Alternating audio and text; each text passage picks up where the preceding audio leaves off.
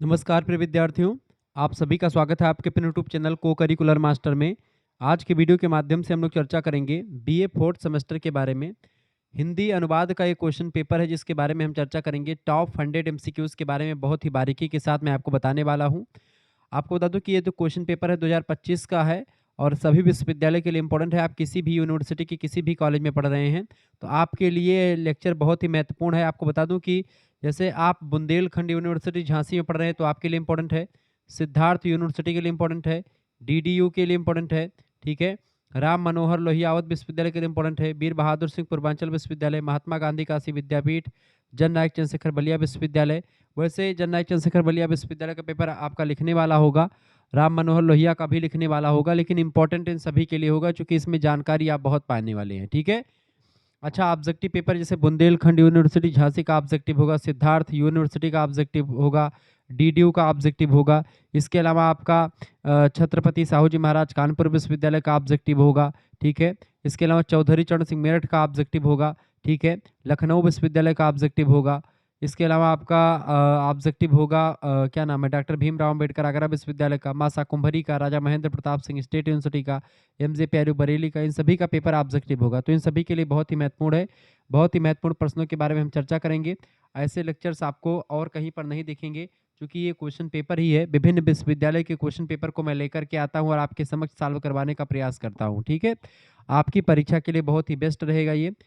पहला क्वेश्चन से दोस्तों, शब्द को भाषा के अनुकूल ढालना कहलाता है। शब्द को भाषा के अनुकूल ढालना क्या कहलाता है, फटाफट से आप बताने का प्रयास करेंगे। तो शब्द को भाषा के अनुकूल ढालना को अनुकूलन कहा जाता है। ऑप्शन नंबर इसका ए करेक्ट आंसर होगा।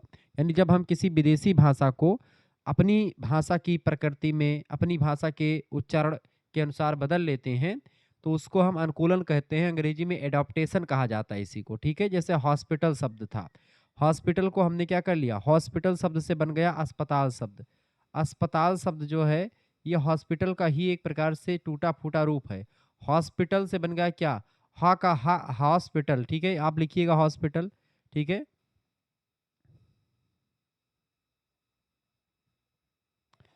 हॉस्पिटल शब्द है। अब यहाँ पर देखिए हा का बन गया आ। ठीक है। इस यस का यस ही रहेगा। पा का देखिए ये पा बन गया। इस टा का ता बन गया और या देखिए ला हो गया। तो अस्पताल ये हो गया और क्या था, हॉस्पिटल था। अब इसी का एडेप्टेशन हुआ है, अनुकूलन हुआ है, यानी अपने अपनी भाषा के हिसाब से, अपने उच्चारण के हिसाब से हमने इसको क्या कर लिया, ढाल लिया। तो ये हो गया आपका अनुकूलन प्रक्रिया। ठीक है। ऑप्शन नंबर इसका ए करेक्ट आंसर हो जाएगा। अच्छा, यहीं पर दूसरा चौथा प्रश्न आपको दिखाई पड़ रहा है। स्रोत भाषा में व्यक्त प्रतीक भाषा को लक्ष्य भाषा की सहज प्रतीक व्यवस्था में रूपांतरित करने का कार्य अनुवाद है। यह कथन किसका है। अनुवाद की परिभाषा ही देखिए, जब आप बीए के फोर्थ सेमेस्टर में होते हैं तो आपको हिंदी अनुवाद पढ़ना पड़ता है। तो हिंदी अनुवाद के मोस्ट इंपॉर्टेंट क्वेश्चंस के बारे में हम चर्चा करेंगे। तो प्रश्न क्या पूछा गया, स्रोत भाषा में, स्रोत भाषा कौन सी भाषा है, जिस भाषा का अनुवाद करना हो उसको स्रोत भाषा, और जिस भाषा में अनुवाद करना हो उसको लक्ष्य भाषा के नाम से जानते हैं। दो भाषाओं के बीच में अंतरण की प्रक्रिया अनुवाद कहलाती है। ठीक है। तो यहाँ पर परिभाषा किसने दी, किस विद्वान ने, कि स्रोत भाषा में व्यक्त प्रतीक भाषा को लक्ष्य भाषा की सहज प्रतीक व्यवस्था में रूपांतरित करने का कार्य ही अनुवाद होता है। यह कथन कहा था किसने, रीता रानी पालीवाल का कथन है। ऑप्शन नंबर इसका ए करेक्ट आंसर होगा। डॉक्टर रीता रानी पालीवाल एक प्रसिद्ध अनुवाद विज्ञानी थी और यह परिभाषा उन्होंने ही दी है। अनुवाद की प्रक्रिया को प्रतीकों के रूपांतरण के रूप में देखा इन्होंने। ये बात आप ध्यान रखेंगे। चले, अगला क्वेश्चन आप देख लीजिएगा। अगला प्रश्न आपका आ चुका है बेटा, यही पांचवा क्वेश्चन देख लीजिएगा। प्रश्न है आपका, विचारों का एक भाषा से दूसरी भाषा में रूपांतरित करना अनुवाद है। यह कथन किसका है। तो विचारों को एक भाषा से दूसरी भाषा में रूपांतरित करना अनुवाद है। यह कथन भोलानाथ तिवारी जी का है। ऑप्शन नंबर इसका ए करेक्ट आंसर हो, किसका है, भोलानाथ तिवारी। ठीक है। ये हिंदी के प्रकांड विद्वान है। अनुवाद विज्ञान नाम की पुस्तक लिखी है जिसमें अनुवाद की बहुत ही सरल और सटीक परिभाषा दी है कि विचारों का एक भाषा से दूसरी भाषा में रूपांतरित करना ही अनुवाद होता है। ठीक है। ऑप्शन नंबर इसका ए करेक्ट आंसर होगा। दूसरा क्वेश्चन आप देखेंगे यहीं पर। प्रश्न है, वह शब्दांश जो किसी मूल शब्द के प्रारंभ में जोड़ा जाए उसे क्या कहते हैं। तो वह शब्दांश जिसे जिसे किसी मूल शब्द के प्रारंभ में, जैसे कि मान लेते हैं लिखा हुआ है, जैसे लिखा हुआ है राम या लिखा हुआ है आराम। ठीक है। आराम, अब इसी में या राम लिखा तो राम में आ उपसर्ग लगा करके आराम बन गया, ठीक है। ऐसे ही लिखा हुआ है आपका जो है मरण, मरण, तो इसी के आगे लगा देते हैं आ मरण हो गया। यानी कि कहने का मतलब ये है कि वह शब्दांश जो किसी मूल शब्द के प्रारंभ में जोड़ा जाता है उसको उपसर्ग कहा जाता है। उसको क्या बोलते हैं बेटा? उसी को उपसर्ग यानी प्रीफिक्स कहते हैं।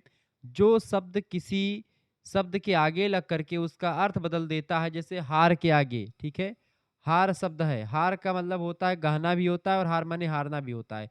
इसके आगे अगर हम प्रा नाम का प्रत्याहार लगा देते हैं, प्रा आगे लगा देते हैं, तो क्या बन जाएगा? प्राधन हार बराबर क्या हो जाएगा? प्रहार, यानी कि मारना, प्रहार करना, ठीक है। तो ये हो गया आपका ठीक है, शब्द का अर्थ बदल गया। तो ये हो गया आपका उपसर्ग। अच्छा, प्रत्यय क्या होता है? प्रत्यय जो होता है पीछे लग करके बनता है, ये बात आप ध्यान दें, यानी कि शब्दों के पीछे लगता है प्रत्यय और आगे लगता है उपसर्ग, ठीक है। आगे देखते हैं अगला क्वेश्चन, तीसरा नंबर प्रश्न है, एक भाषा के पाठ को दूसरी भाषा में व्यक्त करना अनुवाद होता है। एक भाषा के पाठ को दूसरी भाषा में व्यक्त करना क्या कहलाता है? इसी को ट्रांसलेशन कहा जाता है, हिंदी में इसी को अनुवाद कहते हैं और अंग्रेजी में ट्रांसलेशन। छठा प्रश्न है, अनुवाद एक शिल्प है, यह कथन किसका है? अनुवाद एक शिल्प है दोस्तों, न्यूमार्क नाम के एक विद्वान है, उनका कथन था ये। ऑप्शन नंबर इसका सी करेक्ट है। आंसर है पीटर न्यूमार्क के अनुसार अनुवाद केवल विज्ञान नहीं बल्कि एक शिल्प है, यानी क्राफ्ट है, जिसमें अनुवादक के कौशल और कला की भूमिका जो है वो दिखाई पड़ती है। तो इसका करेक्ट आंसर हो जाएगा सी ऑप्शन, ठीक है। आपने इन चीजों को समझा, आगे बढ़ते और भी चीजों को जानने का प्रयास। सातवां क्वेश्चन से दोस्तों, अनुवाद की आवश्यकता मूल रूप से किसमें होती है? अनुवाद की आवश्यकता जो होती है वो राष्ट्रीय एकता को बढ़ावा देने में होती है, सांस्कृतिक के विकास में भी होती है और साहित्य के अध्ययन में भी अनुवाद की आवश्यकता होती है। अनुवाद की आवश्यकता इन तीनों चीजों में होती है, ऑप्शन नंबर डी लगा देंगे, उपरोक्त सभी में होती है। 11वां क्वेश्चन बगल में ही देख लीजिएगा, प्रश्न आपका आ चुका है, जनसंचार का माध्यम है। जनसंचार समाचार पत्र के माध्यम से भी होता है, रेडियो के माध्यम से भी जनसंचार होता है और दूरदर्शन के माध्यम से भी होता है। करेक्ट आंसर क्या लगा देंगे? डी, उपरोक्त तो सभी इसका करेक्ट आंसर हो जाएगा। 12 नंबर क्वेश्चन लगे हाथ देख लीजिए, अनुवादम प्रश्न है आपका, क्या दिया हुआ 12 नंबर, अनुवादे चरणानाम सूत्र है। अनुवादे चरणानाम ये पाणिनि का एक सूत्र है, ऑप्शन नंबर इसका ए करेक्ट आंसर हो जाएगा। महर्षि पाणिनि जो थे संस्कृत भाषा के सबसे बड़े विद्वान माने जाते हैं। उन्होंने अपने सूत्रों में अनुवाद की भाषिक प्रक्रिया का संकेत दिया और अनुवादे चरणानाम जो है ये बताया। अगला 8वां नंबर क्वेश्चन आप देखेंगे, अन्य भाषा से आए हुए शब्द क्या कहलाते हैं? तो ऐसे शब्द जो अन्य भाषा से आते हैं ऐसे शब्दों को आगत शब्द के नाम से जानते हैं दोस्तों, ए ऑप्शन इसका करेक्ट आंसर हो जाएगा। अन्य भाषा से आए हुए शब्दों को आगत शब्द कहा जाता है, इन्हें विदेशी शब्द भी कहते हैं, ठीक है, या आगत शब्द के, जैसे कि जो भाषा अरबी भाषा से कोई शब्द आ गया इंडिया में, ठीक है, जैसे कैंची से लेकर के कैंची, ठीक है, ऐसे तमाम प्रकार के शब्द हैं आपके, अस्पताल शब्द हो गया। तो जैसे अरबी फारसी अंग्रेजी के जो हिंदी में शब्द आए हैं उन्हीं को हम बोलते हैं आगत शब्द। 9 नंबर प्रश्न है, अनुवाद का दायित्व है। अनुवाद का दायित्व क्या होता है बेटा? देखिए, श्रद्धा और निष्ठा के साथ किया जाए, बिल्कुल ठीक है, सृजन क्षमता होनी चाहिए अनुवादक के पास और एक निष्पक्षता के साथ वो अनुवाद करने वाला होना चाहिए, यानी कि ये तीनों विशेषताएं, ये तीनों दायित्व होता है एक अनुवादक का। उपरोक्त तो सभी इसका करेक्ट आंसर हो जाएगा, डी ऑप्शन लगा देंगे। 13 नंबर क्वेश्चन से, मशीनी अनुवाद की प्रत्यक्ष विधि का विकास किस वर्ष हुआ? मशीनी अनुवाद, मशीनी अनुवाद की प्रत्यक्ष विधि का विकास जो हुआ है सन 1964 ईस्वी में हुआ है। ए ऑप्शन इसका लगा दीजिएगा। 1964 के दशक के मध्य में, विशेष करके 1964 के आसपास कंप्यूटर के माध्यम से सीधे अनुवाद यानी डायरेक्ट मशीन ट्रांसलेशन की तकनीक पर काफी शोध हुआ और इसी दौरान हुआ था। ए ऑप्शन करेक्ट आंसर होगा। 14 नंबर क्वेश्चन आप देखिए, लिपि यांत्रण का प्रकार है। लिपि यांत्रण मतलब क्या होता है?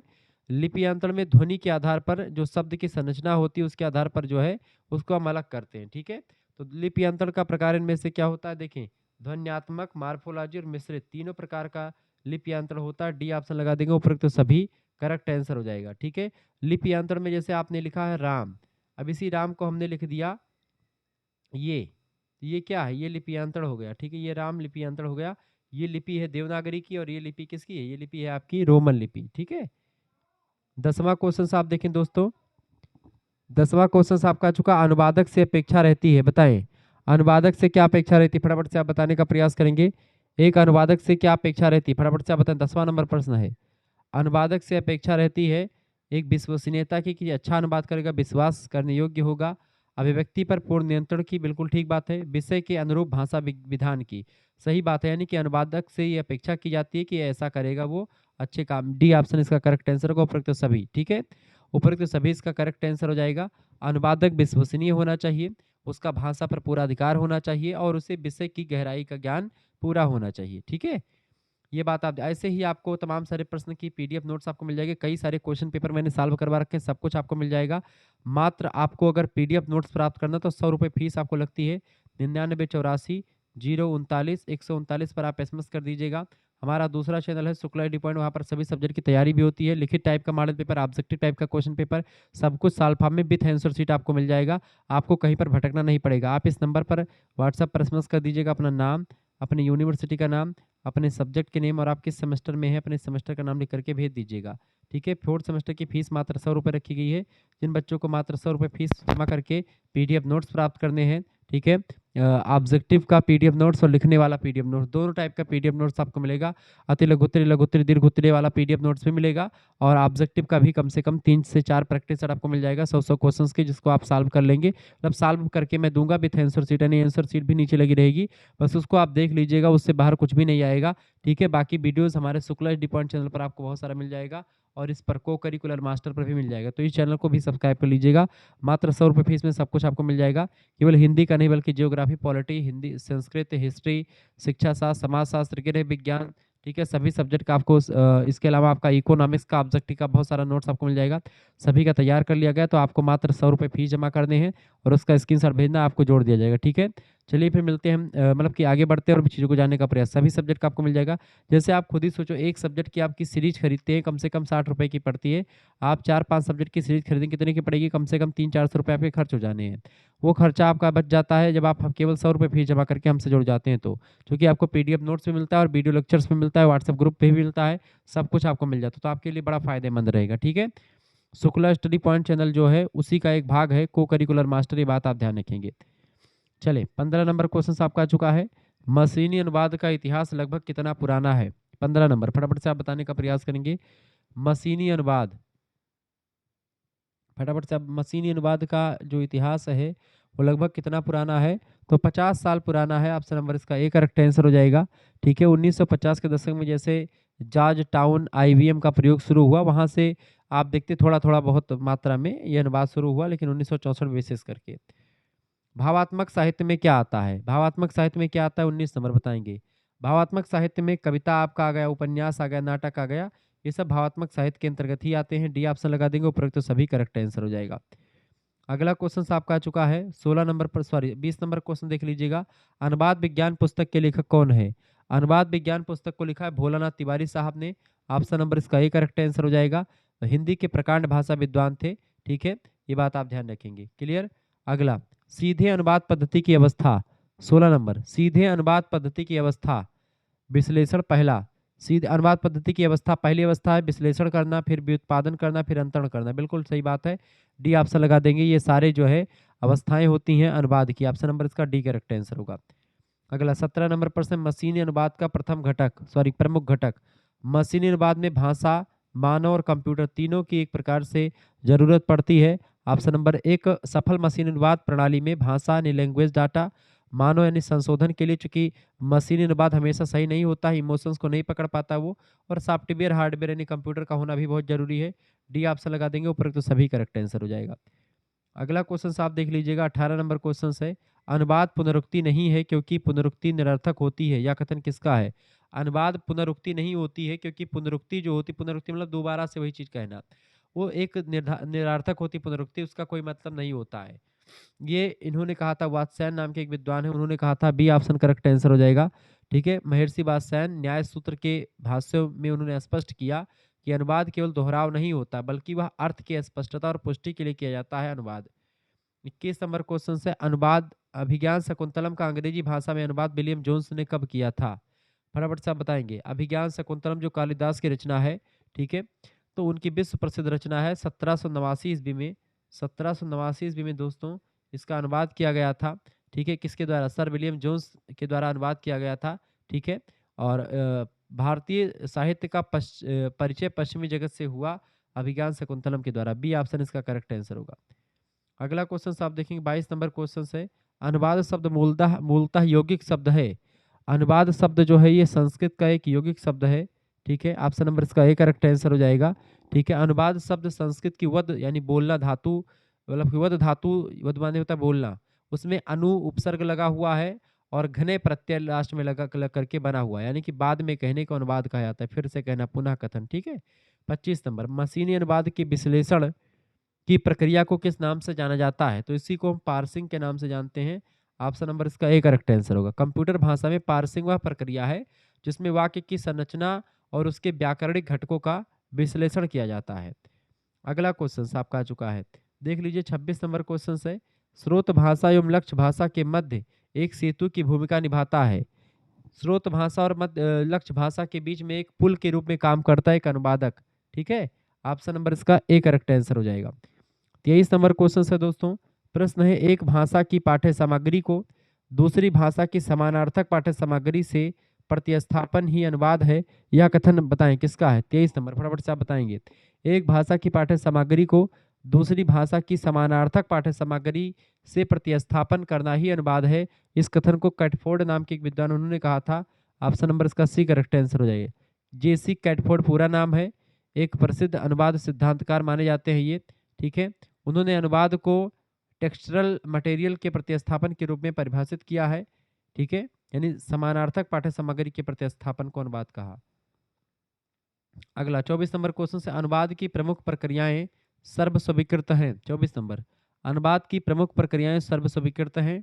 विश्लेषण, अंतरण और पुनर्गठन, बिल्कुल तीनों चीजें सभी लोग मानते हैं। डी ऑप्शन लगा दे, डी ऑप्शन इसका करेक्ट आंसर हो जाएगा। 27 नंबर, स्रोत भाषा में लिखित काव्य का लक्ष्य भाषा में रूपांतरण को संदर्भित करता है कौन इनमें से? 27 नंबर, स्रोत भाषा में लिखित काव्य का लक्ष्य भाषा में रूपांतरण को संदर्भित करता है, क्या करता है? काव्य अनुवाद ही करता है। ऑप्शन नंबर इसका सी करेक्ट आंसर हो जाएगा। ठीक है, स्रोत भाषा से लिखित काव्य का स्रोत भाषा में लिखित काव्य का लक्ष्य भाषा में रूपांतरित करना काव्य अनुवाद कहा जाएगा, बिल्कुल सी ऑप्शन करेक्ट आंसर हो जाएगा। अगला क्वेश्चन 28 नंबर प्रश्न है, निम्नलिखित में से सांस्कृतिक सेतु किसे कहा जाता है?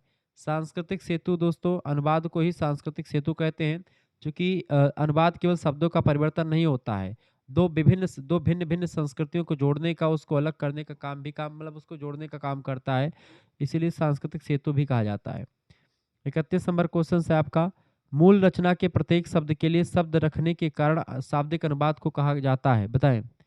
31 नंबर, मूल रचना के प्रत्येक शब्द के लिए शब्द रखने के कारण शाब्दिक अनुवाद को कहा जाता है। शाब्दिक अनुवाद को स्थापन अनुवाद और कोषगत अनुवाद दोनों कहा जाता है।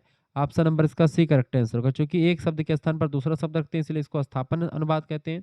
कोषगत, चूंकि कोष में डिक्शनरी में जो शब्द जिसके लिए प्रयोग किया जाता है उसके लिए वही शब्द का प्रयोग होता है, इसलिए दोनों अनुवाद, सी ऑप्शन। 32 नंबर क्वेश्चन भी देख लीजिएगा, मूल भाषा पाठ के अनुवाद की पुनः भाषा में पुनरावृत्ति की जाती है, बताएं फटाफट। मूल मूल भाषा पाठ के अनुवाद की पुनः भाषा में पुनरावृत्ति की जाती है, इसका करेक्ट आंसर हो जाएगा पुनर्नुवाद बोलते हैं उसको। ठीक है, जब किसी अनुदित कृति का फिर से अनुवाद किया जाता है तो उसे पुनर्नुवाद कहते हैं, रीट्रांसलेशन कहा जाता है अंग्रेजी में इसी को। 29 नंबर क्वेश्चन है, गहन संरचना एवं तल संरचना किसकी अनुवाद प्रक्रिया में सम्मिलित है? बताएंगे।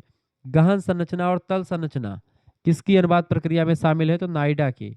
नाइडा ने अनुवाद प्रक्रिया में डीप स्ट्रक्चर यानी गहन संरचना और जो है सरफेस स्ट्रक्चर यानी तल संरचना व्याकरणिक रूप से, उन्होंने दोनों तरीके का सिद्धांत दिया। ऑप्शन नंबर इसका सी करेक्ट आंसर होगा। 30 नंबर क्वेश्चन से, स्रोत भाषा पाठ के समस्त भाषिक स्तरों को लक्ष्य भाषा के पाठ में प्रतिस्थापित किया जाता है, किस अनुवाद में? 30 नंबर प्रश्न आपसे कह रहा है कि स्रोत भाषा पाठ के समस्त भाषिक स्तरों को लक्ष्य भाषा के पाठ में प्रतिस्थापित किया जाता है, इसको बोलते हैं समग्र अनुवाद। ऑप्शन नंबर इसका सी करेक्ट आंसर हो जाएगा, समग्र अनुवाद is right answer. 33 number question आपका आ चुका दोस्तों। 33 नंबर प्रश्न है, 19वीं सदी के मध्य में संस्कृत से शकुंतला नाटक का अनुवाद किसने किया था? 19वीं शताब्दी में संस्कृत से शकुंतला नाटक का अनुवाद जो है राजा लक्ष्मण जयसिंह ने किया था। ऑप्शन नंबर इसका ए करेक्ट आंसर हो जाएगा। राजा लक्ष्मण जयसिंह ने 1863 ईस्वी में अभिज्ञान शकुंतलम का बहुत ही सुंदर और सरल हिंदी भाषा में अनुवाद प्रस्तुत किया था, ये बात आप ध्यान रखेंगे। ठीक है, ऑप्शन नंबर इसका ए करेक्ट आंसर होगा।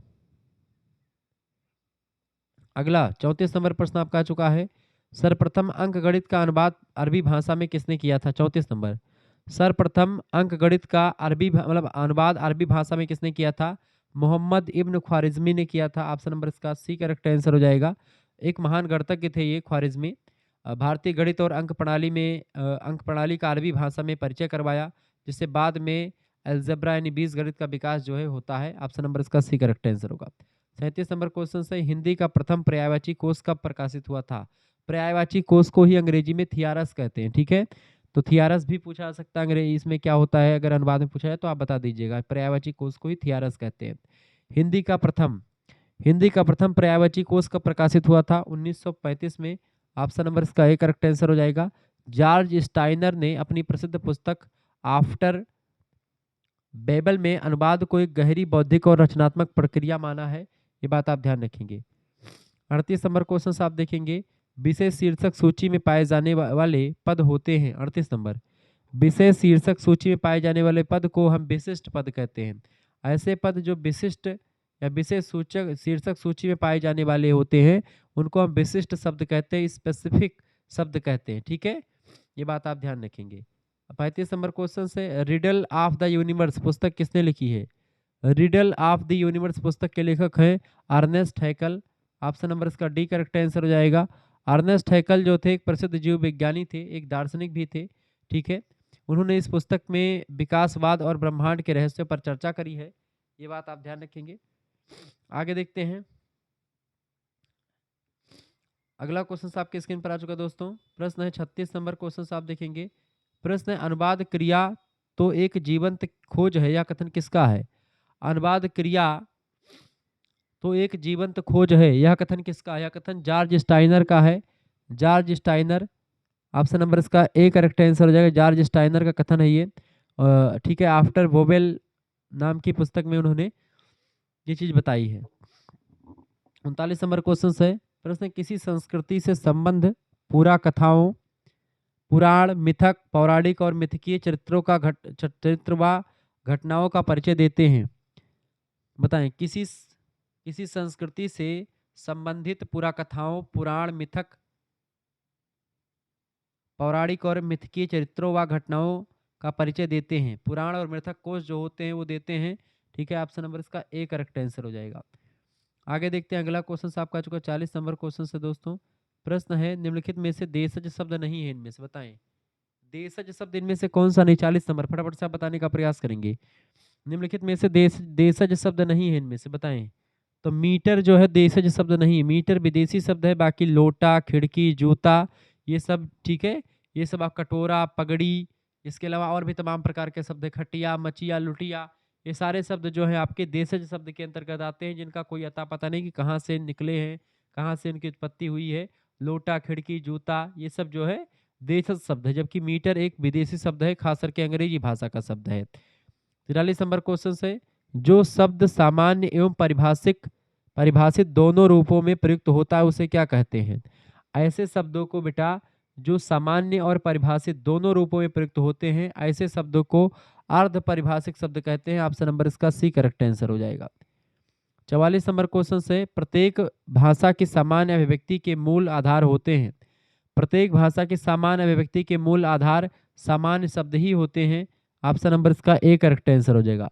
हम जो रोज बोलचाल की भाषा में जिन शब्दों का प्रयोग करते हैं, जैसे आना, जाना, खाना, ये सब सामान्य शब्द कहलाते हैं।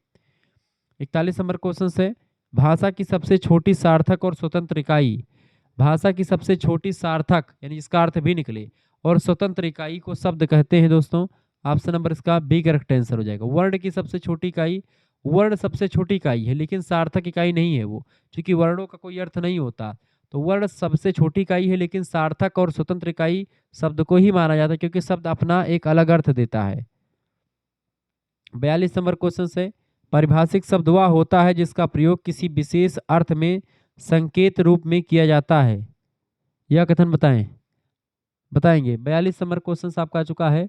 परिभाषिक शब्द वह होता है जिसका प्रयोग किसी विशेष अर्थ में संकेतक के रूप में होता है। यह कथन कहा था किसने? डॉक्टर रघुवीर ने। ऑप्शन नंबर इसका बी करेक्ट आंसर हो जाएगा।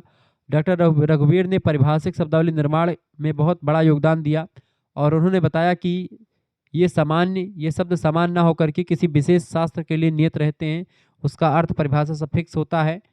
45 नंबर क्वेश्चन से, ऐसा वाक्यांश जो शब्द के पीछे लग करके शब्द के अर्थ को परिवर्तित कर देता है उसे क्या कहते हैं? तो शब्द के आगे लग करके शब्द के अर्थ को परिवर्तित कर दे उसको उपसर्ग कहते हैं, ठीक है। लेकिन जो शब्द के पीछे लग करके उसके अर्थ को परिवर्तित करता है उसको हम प्रत्यय कहते हैं। तो प्रत्यय प्रत्यय को अंग्रेजी में कहा जाता है सफिक्स। सफिक्स जो होता है बेटा शब्दों के पीछे लग करके शब्दों के अर्थ को बदल देता है, और जो प्रफिक्स होता है उपसर्ग जिसको आप कहते हो शब्दों के आगे लग करके उसको बदल देता है, ठीक है। आगे देखेंगे 46 नंबर क्वेश्चन से, अखिल भारतीय पर्याय संस्कृत धातुओं के आधार पर निर्मित किए जाते हैं। बताएं 46 नंबर प्रश्न आपका आ चुका है। अखिल भारतीय पर्याय संस्कृत धातुओं के आधार पर निर्मित किए जाते हैं, परिभाषिक शब्दावली निर्मित की जाती है। ऑप्शन नंबर इसका सी करेक्ट आंसर हो जाएगा, ठीक है। आगे देखेंगे 49 नंबर क्वेश्चन से, नायडा के अनुवाद मूल्यांकन के कितने आधार बताए गए हैं? तो नायडा ने अनुवाद मूल्यांकन के कितने आधार बताए हैं? 3 आधार बताए हैं। ऑप्शन नंबर इसका बी करेक्ट आंसर हो जाएगा। सूचना की सुग्राह्यता, प्रभाव की समानता और प्रतिक्रिया की स्वाभाविकता, ये 3 मुख्य आधार बताए हैं नायडा साहब ने। अगला क्वेश्चन 50 नंबर क्वेश्चन से, मूल भाषा पाठ की तुलना में अनुदित पाठ के गुण दोषों का विवेचन होता है। अनुदित पाठ के गुण दोषों का विवेचन जो होता है मूल भाषा की तुलना पाठ की तुलना में, वो होता है अनुवाद समीक्षा में। ऑप्शन नंबर इसका ए करेक्ट आंसर हो जाएगा, ठीक है। ट्रांसलेशन क्रिटिसिज्म कहा जाता है इसी को, जहां मूल और अनुवाद का तुलनात्मक अध्ययन उसकी गुणवत्ता को जांचा जाता है, परखा जाता है। 47 नंबर क्वेश्चन से, पारिभाषिक शब्दों के निर्माण में राष्ट्रीयतावादी पद्धति की शुरुआत किसके द्वारा की गई थी? बताएंगे। राष्ट्रवादी पद्धति की शुरुआत किसके द्वारा की गई थी? डॉक्टर रघुवीर के द्वारा। ऑप्शन नंबर इसका ए करेक्ट आंसर होगा। 48 नंबर क्वेश्चन से, पुनरीक्षण की प्रक्रिया संपन्न कराने वाला पहला व्यक्ति। बताएं, पुनरीक्षण की प्रक्रिया को संपन्न कराने वाला पहला व्यक्ति कहलाता है, उसी को पुनरीक्षक कहा जाता है। ऐसा व्यक्ति जो कि पुनरीक्षण की प्रक्रिया को संपन्न करवाता है, अनुवाद अच्छा है या नहीं अच्छा है, उसी को पुनरीक्षक कहा जाता है। अनुवाद की जांच करता है, अनुवाद में सुधार भी करता है, अगर कोई गलती रह जाती है तो उसी को पुनरीक्षक कहा जाता है। 51 नंबर क्वेश्चन से, निम्नलिखित में से किसकी आवश्यकता सरकारी नीति में पड़ती है? बताएं 51 नंबर, फटाफट से आप बताएंगे। निम्नलिखित में से किसकी आवश्यकता सरकारी नीति में पड़ती है? तो निम्नलिखित में से किसकी आवश्यकता सरकारी नीति में पड़ती है दोस्तों? तो प्रशासनिक अनुवाद की। ऑप्शन नंबर इसका डी करेक्ट आंसर हो जाएगा। प्रशासनिक अनुवाद की जो है आवश्यकता जो है सरकारी नीति में पड़ती है। ऑप्शन नंबर इसका डी करेक्ट आंसर होगा। सरकारी कामकाज, सरकारी आदेशों और नीतियों के क्रियान्वयन के लिए प्रशासनिक अनुवाद अनिवार्य होता है, ये बात आप ध्यान रखेंगे। ऑप्शन नंबर इसका डी करेक्ट आंसर होगा। अगला प्रश्न आपका आ चुका 52 नंबर क्वेश्चन से, ऋण के लिए प्रश्न क्या आ चुका 52 नंबर दोस्तों? 52 नंबर क्वेश्चन आपसे कह रहा है, बहुत ही जबरदस्त प्रश्न है, फटाफट से आप बताने का प्रयास करेंगे। प्रश्न है, ऋण के लिए चल संपत्ति पर जमानत के रूप में सृजित ऋण भार कहलाता है, इसी को दृष्टि बंधक कहा जाता है। ऑप्शन नंबर इसका सी करेक्ट आंसर हो जाएगा, ठीक है। बैंकिंग की भाषा में जब हम चल संपत्ति से कार या स्टॉक को गिरवी रख करके लोन लेते हैं तो उसे दृष्टिबंधक कहा जाता है। 55 नंबर क्वेश्चन से, विचारों की अभिव्यक्ति का माध्यम है। विचारों की अभिव्यक्ति का माध्यम भाषा होता है, भाषा के द्वारा ही विचारों की अभिव्यक्ति हम करते हैं। ऑप्शन नंबर इसका सी करेक्ट आंसर होगा। 56 नंबर क्वेश्चन आपका चुका दोस्तों, निम्नलिखित में से अनुवाद की संज्ञनी है। 56 नंबर, निम्नलिखित में से अनुवाद की संज्ञनी इनमें से क्या होती है? समीक्षा को अनुवाद की संज्ञनी कहा जाता है, इसका बी ऑप्शन करेक्ट आंसर हो जाएगा, ठीक है। अनुवाद समीक्षा अनुवाद का अभिन्न अंग है, बिना समीक्षा के यह पता नहीं चलता कि अनुवाद कितना सही है कितना गलत है, ठीक है। अगला 53 नंबर क्वेश्चन से, बैंक शब्द का मूल उद्गम स्थल। बैंक शब्द का मूल उद्गम स्थल है इटली, ठीक है। इटली जो है, इटली, बैंक शब्द इटावली शब्द बैंको से आया हुआ है, जिसका अर्थ होता है बेंच, जिस पर बैठकर व्यापारी लेन देन करते हैं उसी को बोलते थे बेंच, ठीक है। फिर बाद में इसी से बन गया बैंक शब्द, ठीक है। अगला क्वेश्चन 54 नंबर क्वेश्चन आपका चुका, सर्वप्रथम अंग्रेजी हिंदी बैंकिंग शब्दावली का प्रकाशन किस वर्ष किया गया था? सर्वप्रथम अंग्रेजी हिंदी बैंकिंग शब्दावली का प्रकाशन किया गया था 1980 में। ऑप्शन नंबर इसका ए करेक्ट आंसर हो जाएगा। भारतीय बैंकिंग क्षेत्र के हिंदीकरण के लिए 1980 के दशक की शुरुआत में आधिकारिक शब्दावली प्रकाशित की गई थी, ये बात ध्यान रखेंगे। 57 नंबर क्वेश्चन से, अनुकरण सिद्धांत किसने प्रतिपादित किया था? अनुकरण सिद्धांत जो है अरस्तु ने प्रतिपादित किया था, अरिस्टोटल। ऑप्शन नंबर इसका ए करेक्ट आंसर हो जाएगा। यूनानी दार्शनिक हैं अरस्तु, उन्होंने मिमेसिस यानी कि अनुकरण का सिद्धांत दिया था, उनका मानना था कि कला प्रकृति का अनुकरण होता है। जो कला लोग करते हैं फिर रचना लिखते हैं वो कला प्रकृति को देख करके ही लिखी जाती है या उसी को देख करके ही सीखा जाता है। आगे देखते हैं अगला प्रश्न आपका स्क्रीन पर आ चुका है 58 नंबर क्वेश्चन से दोस्तों। प्रश्न है जिस वाक्य में आश्चर्य हो वह वाक्य है। जिस वाक्य में आश्चर्य हो वह वाक्य आश्चर्य सूचक वाक्य कहलाता है। ऑप्शन नंबर इसका एक करेक्ट आंसर होगा। इसे विस्मयादिबोधक वाक्य भी कहते हैं, जैसे कि वाह कितना सुंदर दृश्य, आह कितना मजा आ गया, ऐसे शब्द। ठीक है। 61 नंबर क्वेश्चन से सर्वप्रथम अंग्रेजी में ट्रांसलेशन शब्द का प्रयोग किसने किया था। अंग्रेजी में सर्वप्रथम ट्रांसलेशन शब्द का प्रयोग किसने किया था बेटा। 61 नंबर फटाफट से आप बताने का प्रयास करेंगे। तो ट्रांसलेशन शब्द का प्रयोग सबसे पहले अंग्रेजी में मोनियर विलियम्स ने किया था। मोनियर विलियम्स जो थे एक प्रसिद्ध संस्कृत अंग्रेजी कोशकार थे। इन्होंने एक डिक्शनरी बनाई थी संस्कृत अंग्रेजी को लेकर के। उन्होंने भाषाई अध्ययन में इस शब्द को स्थापित करने में भूमिका निभाई थी, ये बात आप ध्यान रखेंगे। अगला क्वेश्चन आपका आ चुका है। प्रश्न है दोस्तों 62 नंबर क्वेश्चन आप देख लीजिएगा लगे हाथ। प्रश्न है निम्नलिखित में से किसमें केवल ध्वनि प्रतीकों एवं दृश्य प्रतीकों का ही अंतरण होता है, व्याकरणिक और अर्थपरक अंतरण नहीं होता है। वो क्या होता है बताएंगे, फटाफट से आप बताने का प्रयास करेंगे। 62 नंबर क्वेश्चन आपसे कह रहा है निम्नलिखित में से किसमें केवल ध्वनि प्रतीकों और दृश्य प्रतीकों का ही अंतरण होता है, व्याकरणिक और अर्थपरक अंतरण नहीं होता है। उसको बोलते बेटा लिपियांतरण। ऑप्शन नंबर इसका डी करेक्ट आंसर होगा। 59 नंबर क्वेश्चन से मैं अनुवाद को यदि मौलिक प्रेरणाओं से, प्रश्न है आपका 59 नंबर, मैं अनुवाद को यदि मौलिक प्रेरणाओं से एकात्म होकर किया गया हो, मौलिक सृजन से कम महत्व नहीं देता, यह कथन किसका है। यह कथन है हरिवंश राय बच्चन का। बी ऑप्शन इसका करेक्ट आंसर हो जाएगा। प्रसिद्ध कवि हरिवंश राय बच्चन जी ने स्वयं एक बेहतरीन अनुवादक वो थे। उन्होंने शेक्सपियर के नाटकों का बहुत ही सुंदर भाषा मतलब सुंदर अनुवाद किया हिंदी भाषा में। 60 नंबर क्वेश्चन से अनुवादक के गुण होने चाहिए, भाषा पर प्रभुत्व होना चाहिए बिल्कुल, विवेकशीलता और सार्थकता और सतर्कता भी होनी चाहिए। करेक्ट आंसर क्या होगा, डी ऑप्शन। उपरोक्त सभी गुण विद्यमान होने चाहिए। 63 नंबर क्वेश्चन से अनुवाद के प्रकार हैं, भाव अनुवाद, छाया अनुवाद, शब्दानुवाद, ये सब अनुवाद के प्रकार हैं। डी ऑप्शन लगा देंगे, उपरोक्त सभी इसका करेक्ट आंसर हो जाएगा। 64 नंबर क्वेश्चन से आपका आ चुका दोस्तों। प्रश्न आपका आ चुका 64 नंबर, देखेंगे सभी लोग। प्रश्न है एक लिपि के चिन्हों को किसी अन्य लिपि के समान चिन्हों में प्रतिस्थापित करना क्या कहलाता है। इसी को लिपियंत्रण या लेखिकी अनुवाद भी कहते हैं। लेखिकी अनुवाद बोलो चाहे लिपियांतरण बोलो, ठीक है, बात एक ही है। 67 नंबर क्वेश्चन से आपका मूल भाषा से अनुवाद ना कर मध्यवर्ती भाषा में या मध्यवर्ती पाठ से अनुवाद करने को क्या कहते हैं। मूल भाषा से अनुवाद ना कर मध्यवर्ती पाठ से अनुवाद करने को हम लोग परोक्ष अनुवाद कहते हैं। ऑप्शन नंबर इसका ए करेक्ट है। इसमें इनडायरेक्ट ट्रांसलेशन कहा जाता है इसको। रूसी भाषा की किताब का पहले अंग्रेजी में अनुवाद हो और फिर उस अंग्रेजी अनुवाद को हिंदी में अनुवाद किया जाए, इसी को इनडायरेक्ट अनुवाद कहते हैं, परोक्ष अनुवाद। यानी मूल भाषा से अनुवाद ना करके मध्यवर्ती पाठ से अनुवाद किया। जैसे मान लेते हैं क्या हो, तो मान लेते हैं रूसी किताब कोई है और उसका अनुवाद किस में किया गया है, उसमें उसका किताब का अंग्रेजी में किया गया है और फिर अंग्रेजी का अनुवाद हमने फिर किस में कर लिया, हिंदी में कर लिया। हम डायरेक्ट जो है रूसी से हिंदी में अनुवाद ना करें तो हम डायरेक्ट पहले हिंदी से मतलब रूसी से अंग्रेजी में हो गया, अंग्रेजी से फिर हमने हिंदी में किया। इसी को बोलते हैं आपका क्या, इसी को बोलते हैं आप बेटा क्या, इसी को बोलते हैं आप परोक्ष अनुवाद या इनडायरेक्ट अनुवाद। आगे देखेंगे 68 नंबर क्वेश्चन से कही गई बात या संदेश का अनुवाद करना कहलाता है। कही गई बात या संदेश का अनुवाद करना ही, इसी को सूचना अनुवाद कहते हैं। ऑप्शन नंबर इसका ए करेक्ट आंसर हो जाएगा। 65 नंबर क्वेश्चन से गद्य पद्य के आधार पर अनुवाद के प्रकार कितने होते हैं। तो गद्य मतलब कि गद्य और पद्य के आधार पर अनुवाद जो होते हैं दोस्तों, वो एक प्रकार से दो प्रकार के होते हैं। कितने प्रकार के होते हैं, दो प्रकार के। देखिए गद्य पद्य के आधार पर अनुवाद जो होते हैं, एक होता है गद्य अनुवाद, एक होता है पद्य अनुवाद। ये दो ही प्रकार के अनुवाद होते हैं। ए ऑप्शन करेक्ट आंसर हो जाएगा। 66 नंबर क्वेश्चन से प्रकृति के आधार पर अनुवाद के प्रकार हैं। प्रकृति के आधार पर अनुवाद दो प्रकार के होते हैं। ऑप्शन नंबर इसका एक करेक्ट आंसर हो जाएगा।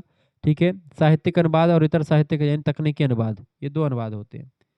अगला, एक भाषा की विधि संबंधी सामग्री को अन्य भाषा में अनुवादित करना क्या कहलाता है। इसी को विधि अनुवाद कहते हैं, विधि का अनुवाद। ठीक है, ऑप्शन यानी कानून, इसका बी ऑप्शन करेक्ट आंसर होगा। 70 नंबर क्वेश्चन से दोस्तों, किसी अनुवाद में मूल के ध्वनि पक्ष को संरक्षित कर लक्ष्य भाषा में अंतरित किया जाता है, बताएंगे। 70 नंबर प्रश्न, किस अनुवाद में मूल की ध्वनि योजना पक्ष को संरक्षित कर लक्ष्य भाषा में अंतरित किया जाता है, इसको रूप प्रधान अनुवाद कहते हैं, रूप प्रधान अनुवाद। इसमें होता है कि मूल भाषा की बनावट और ध्वनि को अधिक महत्व दिया जाता है।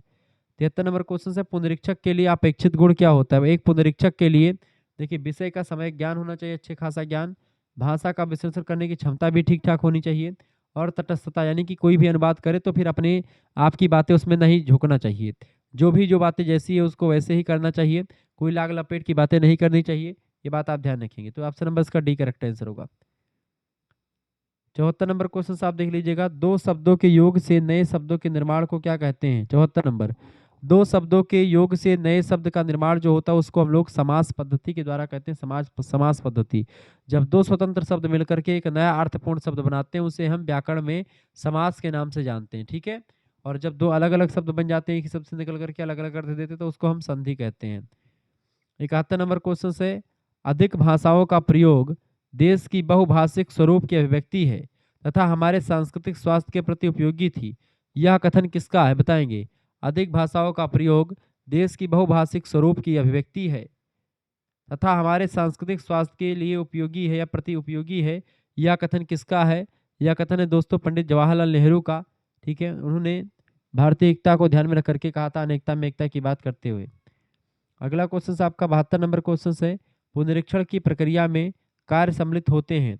पुनरीक्षण की प्रक्रिया में कथ्यगत गलतियों का सुधार किया जाता है, भाषागत गलतियों का संशोधन किया जाता है, और इसके अलावा मूल पाठ का अनुवाद का पठन, मूल पाठ एवं अनुवाद पाठ का जो है पठन किया जाता है, ताकि जो भी चीज़ें पहले भाषा में बताई गई तो श्रुत भाषा में क्या लक्ष्य भाषा में वही बातें निकल रही कि नहीं निकल रही। ऑप्शन नंबर इसका डी करेक्ट आंसर होगा, पुनरीक्षण ये सब करता है, डी ऑप्शन इसका करेक्ट आंसर हो जाएगा। और 75 नंबर क्वेश्चन आप देखें दोस्तों, प्रश्न आपका जो का 75 नंबर क्वेश्चन आप देखेंगे, प्रश्न है शब्दों के निर्माण में निम्नलिखित में से कौन सी प्रक्रिया अपनाई जाती है? तो शब्दों के निर्माण में दोस्तों हम लोग कौन सी प्रक्रिया अपनाते हैं? शब्दों के निर्माण में अंगीकरण की प्रक्रिया, अनुकूलन की और नव निर्माण की प्रक्रिया, तीनों प्रक्रिया अपनाते हैं। डी ऑप्शन लगा देंगे ऊपर तो सभी इसका करेक्ट आंसर हो जाएगा। इस तरीके से आपने 75 क्वेश्चन को देख लिया, कंप्लीट हुआ आपका पेपर। और ये इसकी आंसर की नीचे दी गई है, ये आंसर की भी आप देख लीजिएगा। हमारा दूसरा चैनल है को करिकुलर मास्टर, एक बी करिकुलर है और एक को करिकुलर मास्टर, जिस पर आप ये वीडियो देख पा रहे हैं। ये आंसर की के साथ आपको ऐसे पीडीएफ मिल जाएगा। जिन बच्चों को पीडीएफ प्राप्त करना है प्राप्त कर सकते हैं, ऐसे तमाम पीडीएफ मिल जाएगी 9984 039 139, इस पर आपको व्हाट्सएप पर एसएमएस कर देना है। अपना नाम, अपने यूनिवर्सिटी का नाम, अपने सब्जेक्ट लिख करके भेज देने हैं, ठीक है। किस सेमेस्टर में लिख करके भेज दी, जैसे इतना लिख करके भेजेंगे आपके पास एक क्यूआर कोड स्कैनर भेजा जाएगा, उसी पर आपको मात्र 100 रुपये फीस जमा कर देने हैं। उसके बाद में आपको व्हाट्सएप ग्रुप से जोड़ा जाएगा, वहीं पर आपको लाइव क्लास की link, video lecture, PDF note सब कुछ आपको मिलता रहेगा। सारी चीज़ें मिलेगी, कोई दिक्कत की बात नहीं, कहीं पर भटकना नहीं पड़ेगा, सब कुछ एक जगह विस्तार से आपको मिलता रहेगा और कोई दिक्कत की बात नहीं है, सब कुछ आपको मिलेगा, ठीक है। सभी विश्वविद्यालय के लिए वैध सिलेबस रहेगा और यहाँ पर geography, political science, Hindi, history सभी की तैयारी आपकी करवाई जाती है। शिक्षा शास्त्र, समाज शास्त्र, गृह विज्ञान, अर्थशास्त्र, सारे सब्जेक्ट के आपको नोट्स मिलेंगे, अति लघुत्तरीय, लघुत्तरीय, दीर्घोत्तरीय भी और ऑब्जेक्टिव वाले भी। जैसा भी पेपर होता हो आप वैसा आप देख लीजिएगा, ठीक है। धन्यवाद, मिलते हैं फिर नेक्स्ट। बहुत बहुत धन्यवाद।